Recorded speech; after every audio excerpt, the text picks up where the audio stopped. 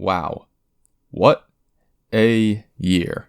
2019 was an excellent year for movies. It started off slow, but in its final months it seemed like we were treated to one incredible film after another. I'd even go as far to say that this year has been among the best of the decade. Of course, as with all top lists, I wasn't really able to see every movie that came out in 2019, and if I had seen Knives Out, Pain and Glory, and A Hidden Life, among a couple others, I'm sure this list would look a lot different. But that's the beauty of this year. There was so much quality cinema that this list is bound to change several times as we move through 2020, and I rewatch and reevaluate the films on here. So, if you don't see your favorite, or you think I ranked something too low or too high, be sure to leave your own list and thoughts in the comments. But, without any further disclaimers, let's jump into it. My favorite films of 2019.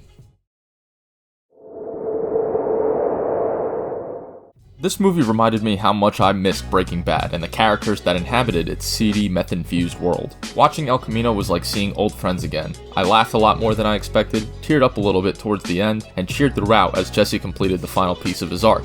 Aaron Paul slips back into Jesse Pinkman's shoes without missing a beat, as does the rest of the returning cast, especially Badger and Skinny Pete. The film also retains Breaking Bad's penchant for creative visuals and editing, both of which serve the story magnificently.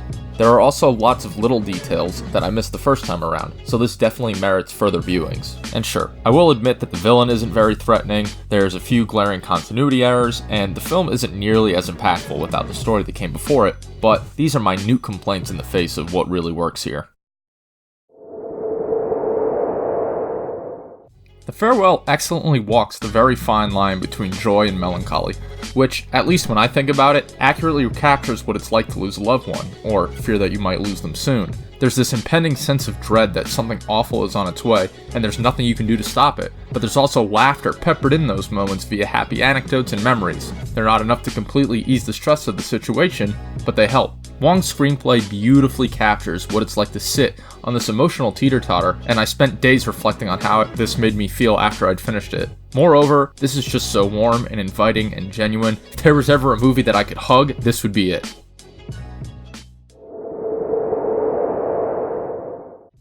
Watching this film kind of felt like watching Jaws or Alien in that it derived its power from what it hid and made you wait for. Tension blankets this film, and when one source is quelled, there's always another waiting to take its place. Siyama keeps the viewer in an iron grip that she never relaxes, not even when the credits roll. And what's truly stunning about all this is that it's mostly communicated through visuals and long, slow, carefully crafted conversations. This is a film that takes its time, and its characters feel all the more authentic because of it. There's also this sense of longing that permeates the film. It's at once intoxicating and sobering.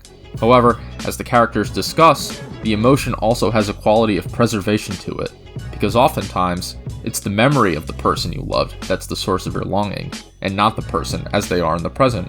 But what's the alternative?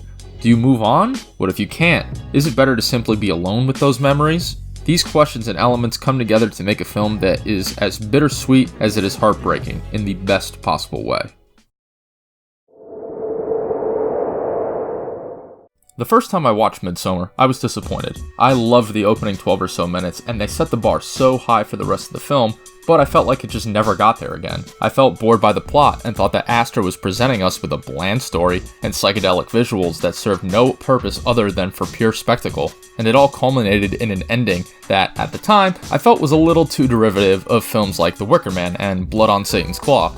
That all changed upon my first rewatch. The second time around, I found myself completely engrossed in the relationship dynamics of the two leads. Their relationship is crumbling, and they're frustratingly indecisive. It's also clear that Danny's boyfriend Christian is really only interested in himself, even when he claims the opposite. However, at the same time, Astor shows their dynamic from each of their perspectives. This allows for a much more well-rounded experience that is subsequently amplified by Astor's drug-fueled imagery, uncomfortable violence, and unique brand of comedy. I could not stop smiling while watching this. Of course, it's funny, it's touching, it's quotable, and the legion of engrossing side characters is overwhelming in the best way. However, Olivia Wilde's best accomplishment here is the creation of her two main characters. They're both packed with so much charisma and personality, but at the same time, Wilde isn't afraid to show us their many flaws. It's all indicative of both a well-written script and stellar direction. It's also obvious that Everyone involved in the making of this had a blast doing so, and their energy transfers effortlessly from screen to viewer.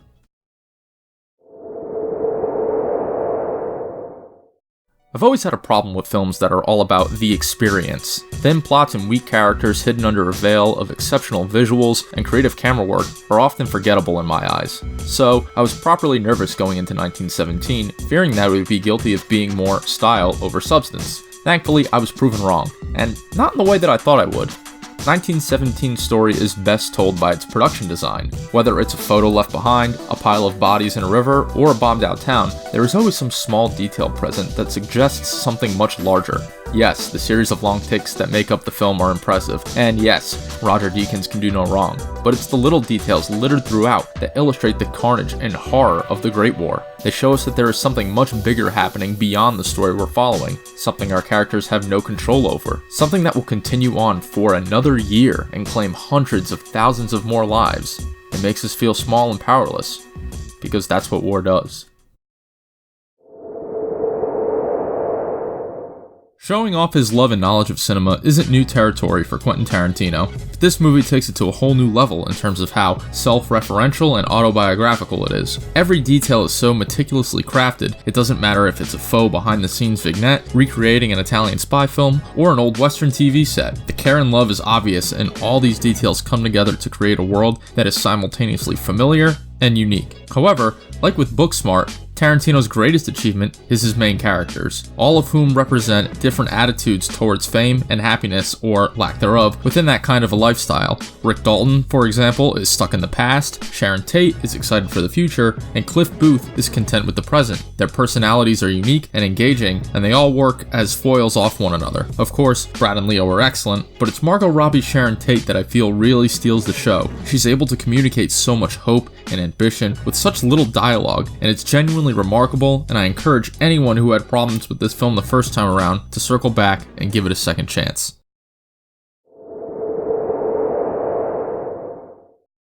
There's a lot of great things I could say about this, but the element that resonated with me most was the cast. With an ensemble this big, it could have been easy to sort out the weak link, or the character you think could have been played by anyone. But everyone here performs their role so naturally, nothing ever feels scripted or rehearsed, and it only makes these incredible characters more endearing and fun to watch. I honestly could have spent another 2 hours following their stories. And come on, Laura Dern and Bob Odenkirk play a married couple. I honestly could have watched a 2-hour movie just about that.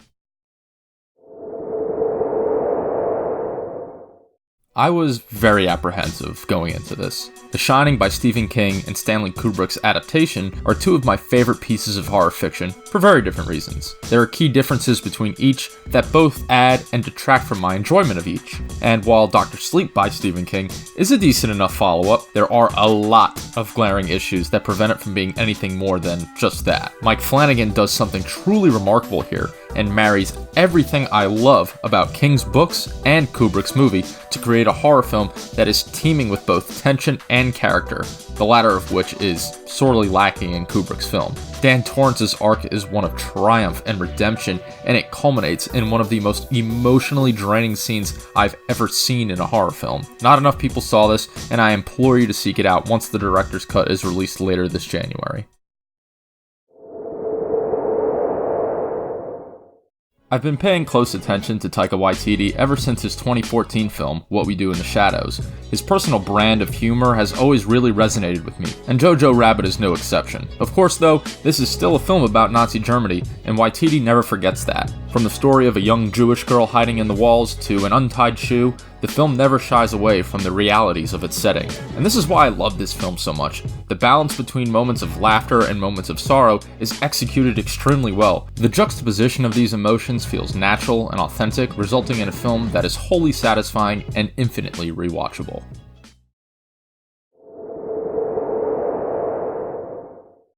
I was so excited to see Marriage Story when it came out on Netflix that I actually put it on my phone as soon as I got on the train to work. That was not smart. Neither was watching it at my desk during my lunch break. What really struck me about this film was how cold and unfeeling it often was. These characters say that they want to end things amicably and without lawyers, but divorce isn't a game, and once the doors to the courtroom are closed, all bets are off. Little everyday statements come back as ammunition, and article after article of dirty laundry is aired out and put on display for the world to see. It's so blunt and even brutal in parts. But even when these characters look like they've hit rock bottom, they still manage to grow and learn from each other, and they do so in such a rich and organic way.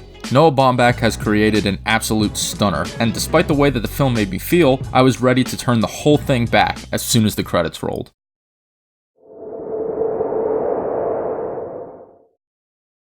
This is the Game 7 of movies. If you've ever been emotionally invested in any winner-take-all game, that is exactly how it feels to watch this film. Even in scenes that would qualify as a reprieve from the action, there's still this underlying sense that something isn't right. However, none of these moments would work as well without the cast. Of course, Adam Sandler's phenomenal, everyone's been saying it, and everyone's right. But the Safdies, in true Safdie fashion, have assembled an ensemble of incredible first-time performers. Julia Fox, in particular, is excellent, and even though he seems like a nice guy in interviews, I'd be afraid for my life if I was even in the same room as Keith Williams Richards. For me, though, the real show stealer is Kevin Garnett. I know he's playing a fictional version of himself, but he plays his role so naturally, and you'd think he was a veteran actor instead of an all-star basketball player. And that's also the best way I can describe this film. Everything feels natural, everything feels authentic, and it's obvious that the Safdies are just getting started, and I cannot wait to see what they do next.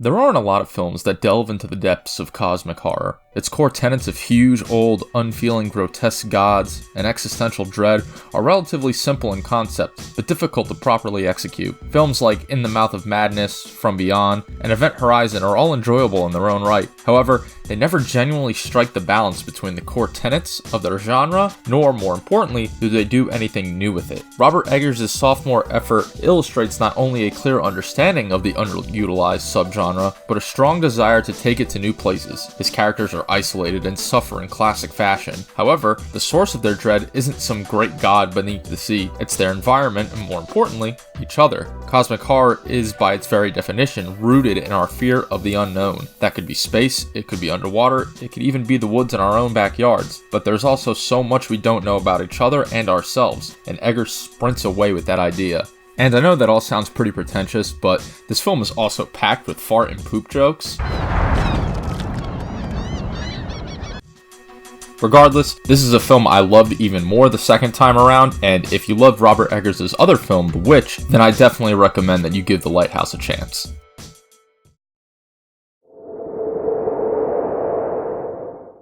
The Irishman is Martin Scorsese's latest and, dare I say, best foray into the gangster genre. It stands on its own as a momentous achievement in both its construction of its world, characters, and themes. Every actor is at the top of their game, and Scorsese's direction is nearly flawless. However, what appeals to me so much about this film is the way it comments on Scorsese's earlier gangster films. Goodfellas in particular is a high-energy, epic, and almost mythic exploration of the gangster lifestyle. Henry Hill lives through all the chaos and glamour of the gangster lifestyle and reaps the consequences. However, by the end, his only real regret is that he can't be part of that life anymore. The Irishman picks up where Goodfellas leaves off, allowing the viewer to sit with Frank Sheeran and reflect on the very real consequences of such a lifestyle. Did I pick all the right people to stay loyal to?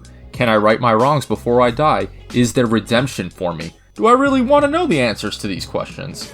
These are only of the few cold, blunt questions the film posits, and Scorsese literally leaves the door open on all of them. And despite that 3.5-hour runtime, it's these themes in tandem with the world and characters who populate it that makes The Irishman one of the best and most rewatchable films of the year.